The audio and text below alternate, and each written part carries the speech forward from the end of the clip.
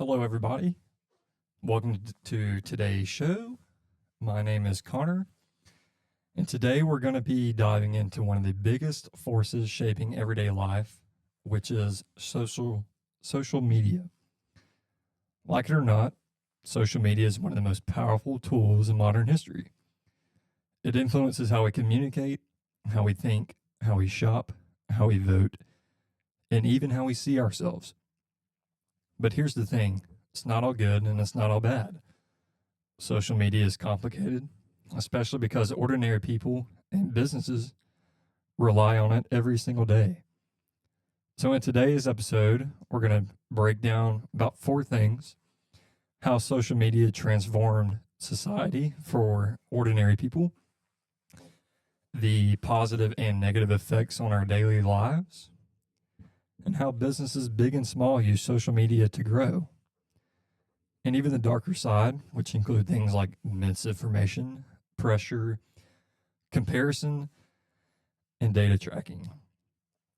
By the end, you'll understand how social media truly reshaped our world, and hopefully you'll be more aware of how it even influences you. So let's get into it. So let's start with the positives, because there are a lot of them. Social media has made it easier than ever to stay connected.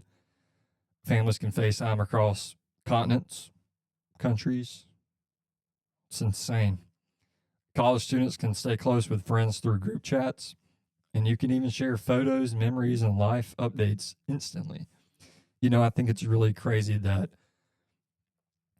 I could be, let's say, here in Valdosta, Georgia, and then, for example, my mom could be in Anchorage, Alaska, or even Paris, France, and with 2 clicks of the button on the phone, go to the little app called FaceTime, and then call mom up. Boom, we're connected across the world within seconds. That just blows my mind on how that's even possible. So another good thing about social media, it gives ordinary people a voice. It's very true. You no longer need a TV network or a publishing deal to be heard. Anyone could post their ideas, arts, opinions, or businesses online. And social media can be very educational. Let's not deny that fact. You can learn how to fix your credit, how to build a business, how to cook, how to study better, and even how to invest. We're living in an age where knowledge spreads instantly. But there is a flip side, and that is the bad. Social media has increased anxiety, comparison, and pressure. We constantly see highlight reels, perfect bodies, perfect vacations, perfect success stories. It's easy to feel like you're falling behind. Apps are engineering you to keep scrolling. Notifications, likes, and views create a dopamine loop that can turn checking your phone into a habit you don't even notice. And let's not deny the fact that that is a very true statement, that the dopamine high, the dopamine loop that you get from sitting there in bed under a blanket, scrolling through TikTok all day long. You look, 2 hours have passed, and you're like, oh, where'd my time go? Oh, it's crazy. I'm guilty of it. Everybody's guilty of it. Who's not guilty of it this day and age, Even my grandparents were guilty of it. I'll get to that later. There's also the use of misinformation. Anyone can post something that looks factual, and millions of people may believe it. No questions asked. This affects elections, health decisions, and even public opinion. And then there's privacy. Platforms are always collecting data on what you click on, how long you watch, what you shop for, even where you go. Your attention becomes the product. So yes, social media brings people together, but it can also isolate, mislead, or overwhelm them. Now let's talk about businesses, because social media has completely transformed how companies operate.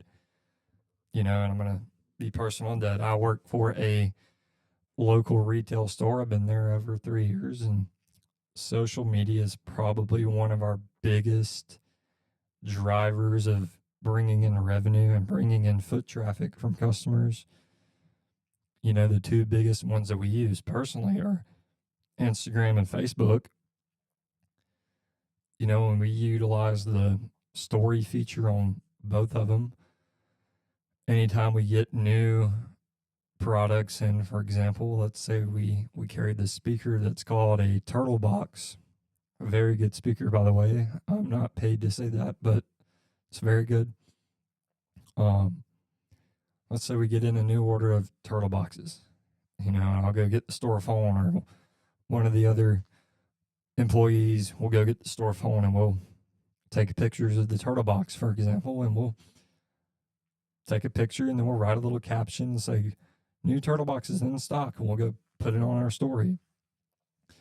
And then we really structure our stories a certain way on advertising new products, but then we also have have the feed that we use.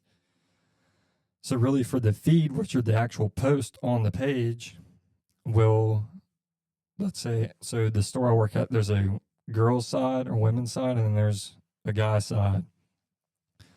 So let's say two girls go try on a new top or whatever they try on that day.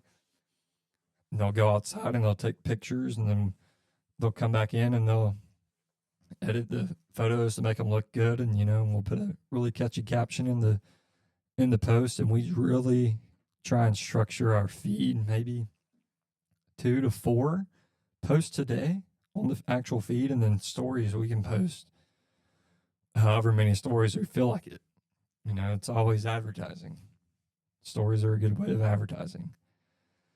Before social media, businesses relied on things like billboards. You drive down the interstate and you see all these billboards.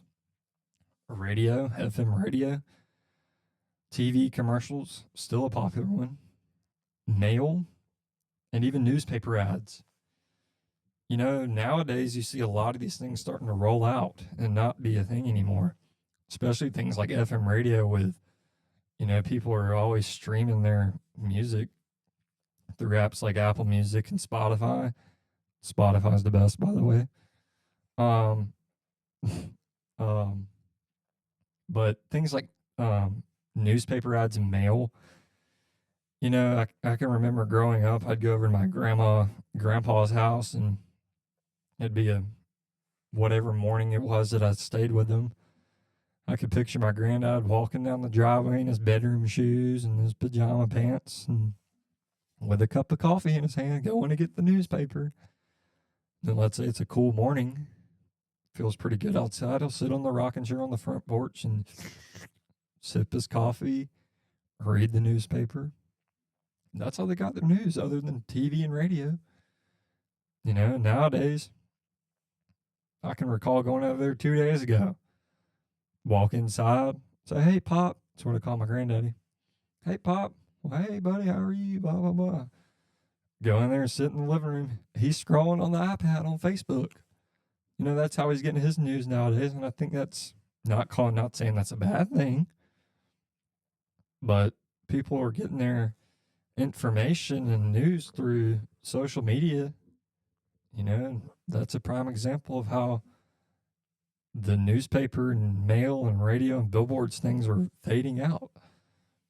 Seeing my granddad scrolling his iPad,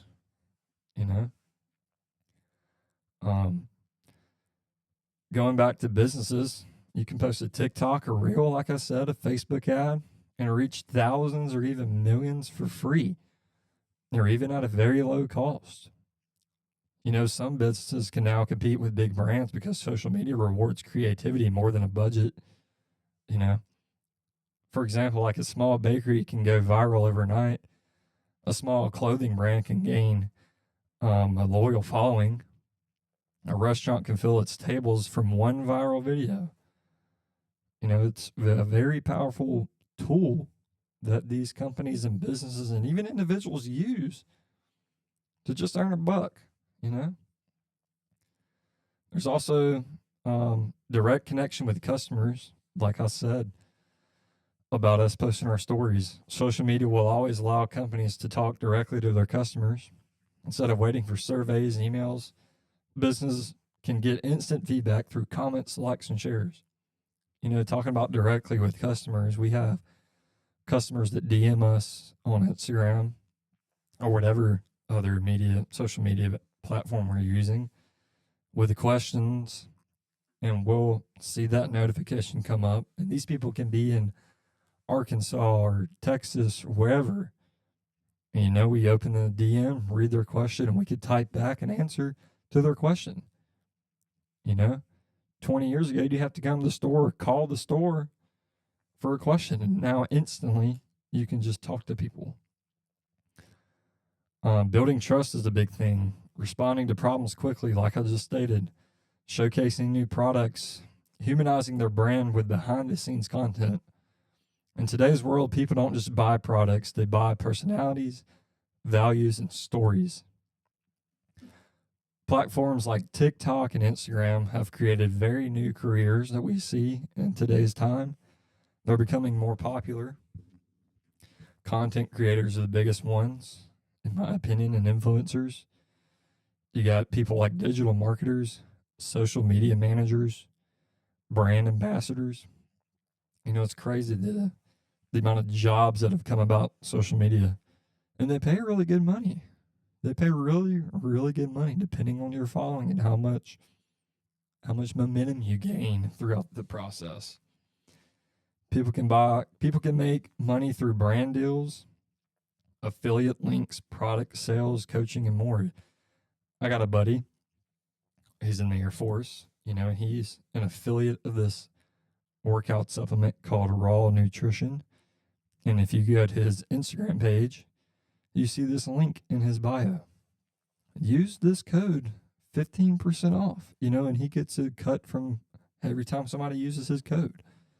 It's a good example of affiliate links. And it's just there. He's not advertising. Well, he is advertising it in his bio, but it's just crazy the ways you can make money through social media now. It's very interesting and very crazy to think about. Social media has basically turned the entire internet into a marketplace. So we talked about the good for businesses and people, but there is a downside. One bad post, one bad comment, or one bad video from even years ago can get a business, end quote, canceled. Social media moves fast. Yes, it does. And public judgment moves even faster. And yes, it does too. Businesses now have to walk a fine line between authenticity and caution. Because anyone can get attention, businesses have to post nonstop to stay relevant. This creates a lot of burnout, especially for small business owners who already wear multiple hats. And then there's algorithm dependency. Platforms like TikTok and Instagram decide what gets seen. That means a great product can flop if the algorithm hides it. A mediocre product can blow up from one lucky video. Businesses now have less control than ever. And let's not hide from the fact about misinformation and how that can hurt a company too. One false rumor can destroy a brand. A fake review can damage a reputation. And one misleading video can go viral before the truth even gets noticed. Social media gives everyone a voice, which is a blessing, and which can also be a curse. So now let's look at the bigger picture and let's zoom out for a second. Social media has changed society on a massive scale. Let's look at politics. Campaigns now depend heavily on social media. Memes and short videos influence people more than long debates. Personally, I'd rather watch a 2-minute long funny meme video than a 2-hour-long debate. Because it's constantly back and forth. But a funny video, who's not going to watch a funny video of somebody you support? Another thing about politics, misinformation spreads faster than facts. I think a lot of think both of the main two parties call each other out for misinformation all the time. You know, you got the Democrats calling Republicans something that's true misinformation, or vice versa. Republicans calling Democrats something true misinformation. It's never ending. And also, I believe elections are shaped by viral moments too. You know, not to get too political or anything, but a viral moment, not necessarily on social media, but the assassination attempt of Donald Trump. That was a viral moment. Was it necessarily social media based? No. But I feel like under the political umbrella, that moment in time really played a key role in him winning the election, you know? Anyways, let's move on. Also, education. Students can learn faster than ever. It's very true. Through social media and all the tools we have, we can learn very fast, speaking as a student. But also, things like attention spans are shrinking drastically. And I'm guilty of that too. I'm guilty of being in class and being bored or whatever. And, I get on Instagram or I get on Snapchat or I get on Facebook and just scroll away during class. Really thinking about it, why? Why do I do that? Why would I pay money to go to class to get an education and then spend it on my phone when I could be on my phone at home or before I go to bed? If you really think about it that way, it's crazy. And then you got a bigger problem, in my opinion, and I'm only 23 years old. It's not old, I know I'm young, but I see kids that compare themselves to unrealistic images. Let's say you got influencers with the perfect body or whatever, and you got young kids comparing themselves to them and go, why can't I look like them? I want to look like them. When really you just got to love yourself and be content with who you are. Even in relationships, DMing has replaced face-to-face conversations. Texting has replaced deep talks. What happened to a simple conversation? What happened to talking to people face-to-face? We still do it, but it's not like it used to be. And texting, don't get me started on texting. Online validation seems to replace self-worth. It replaces your real self-worth. Online validation does. Even culture. You got trends from overnight. Music careers exploding on TikTok. Fashion shifts with influencer posts. It's very true. News spreads instantly, but not always accurately, like we stated. It's a new world. It's fast, digital, connected, and overwhelming. So here's the big question that I really want you to sit and think about. Actually, just think about it. It's okay to sit and think. Has social media made our world better, or has it made it worse? Think about it for a second. Personally, I think the truth is it's both. It gives people a platform. It connects the world. It creates numerous and infinite amount of opportunities.